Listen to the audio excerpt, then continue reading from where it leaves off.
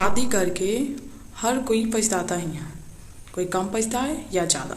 लेकिन कभी भी किसी पति को अपनी पत्नी से ये नहीं कहना चाहिए कि मैं तुमसे शादी करके पछता रहा हूँ या तुमसे शादी करके फंस गया हूँ, क्योंकि तुम्हारे पास कुछ ही रीज़न होंगे, 10 या कुछ, लेकिन तुम्हारी पत्नी के पास 1000 रीजन है जिससे वो पछता रही होगी। तुम शादी करके क्यों पछताते हो?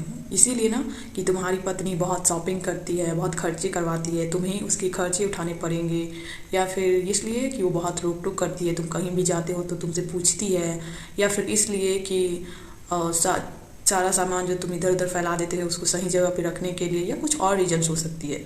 बस इसलिए ही तुम पछताते होगे। लेकिन तुम्हारी पत्नी के बारे में कभी तुमने सोचा है कि उसने क्या क्या सेक्रीफाइसेस किए हैं? एक लड़की क्यों पछताती है शादी करके, कभी तुमने सोचा है?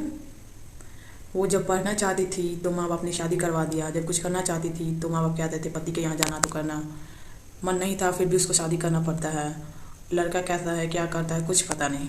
तुम्हारा क्या है, तुमसे तो तुम्हारी मर्जी ली जाती है, तुम्हारा एक सही उम्र भी हो जाता है, तुम्हारी पसंद भी देखी जाती है, लेकिन लड़की का कुछ नहीं, बस शादी कर दिया गया। शादी के साथ साथ सारे सपने, दोस्त, घर परिवार सब चीज़ छोड़ना पड़ता है। ससुराल में जाओ तो बस अगले दिन ही उसको उसकी औकात बता दी जाती है। किचन में चलो, सारा जिम्मा उसी के ऊपर छोड़ दी जाती है कि सारा घर का काम ये वो सब तुम्ही को करना है। इतना करने के बावजूद भी गालियाँ तुम्ही को सुनना है।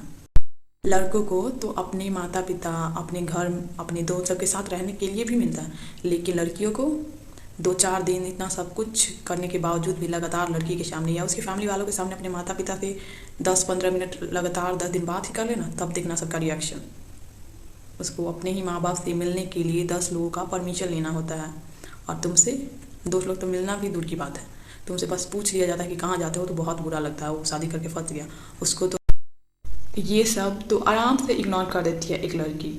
असली दिक्कत तो तब होता है जब उसकी बीमारी को बहाना कहा जाता है। उसका बीमार होना लोगों को बहाना लगता है। वो अपनी सुंदरता, अपना बॉडी सब सैक्रिफाइस कर देती है माँ बनने के लिए, किसी को पिता बनाने के लिए। जब वो माँ बनती है तो कितनी सारी तकलीफ़ें होती है।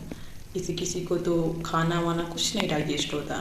मैं लड़कों से पूछना चाहूँगी, भाई तुम पिता बने थे तो कभी तुम्हें उल्टी आई थी कि हाँ मैं पिता बनने वाला हूँ तो मेरा ये हो गया वो हो गया? कुछ नहीं, बस तुम्हें खुशी ही मिलती है। लेकिन सारी तकलीफ़ें औरतों को, फिर भी मर्द कहता है मैं शादी करके फंस गया हूँ।